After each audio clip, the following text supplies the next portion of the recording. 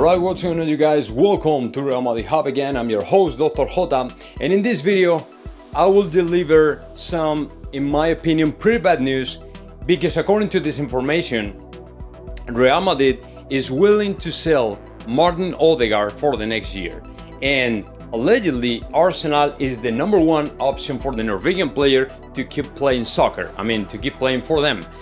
So that way, if that happened, Real Madrid might be asking about 60 million euros for the young Norwegian player.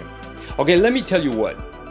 #1, it's pretty bad news because, in my opinion, Martin Odegaard should be back in Real Madrid to become the player, the kind of player he was supposed to be when he first arrived to Real Madrid 5 years ago. We didn't invest such an amount of money in a player that then will end playing for another team. In my opinion, that is a waste of time and it's a waste of money. That is #1. #2, the good news is, if you are able to make about 60 million euros for such a good player, it's a very good money, especially in a year where you will be spending a lot of money in more signings. For example, it's not only David Alaba. We didn't pay anything for David Alaba, but maybe Kylian Mbappe, maybe Jules Koundé, maybe other players that we don't know.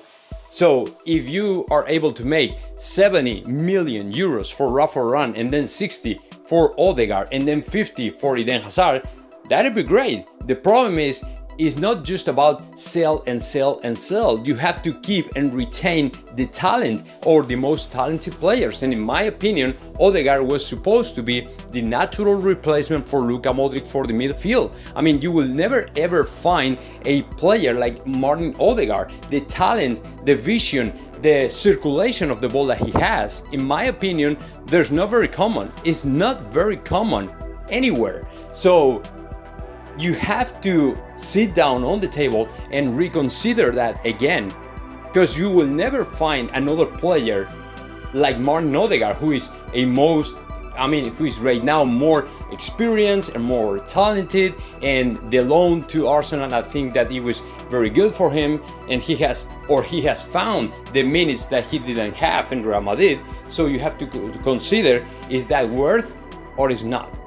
You know what I'm saying? So I don't know what's going to happen, but apparently Real Madrid is willing to sell the player if some club put 60 million on the table for him. So now let me know your thoughts about that. Just comment in the section below, and of course subscribe my channel, R.Madrid Hub.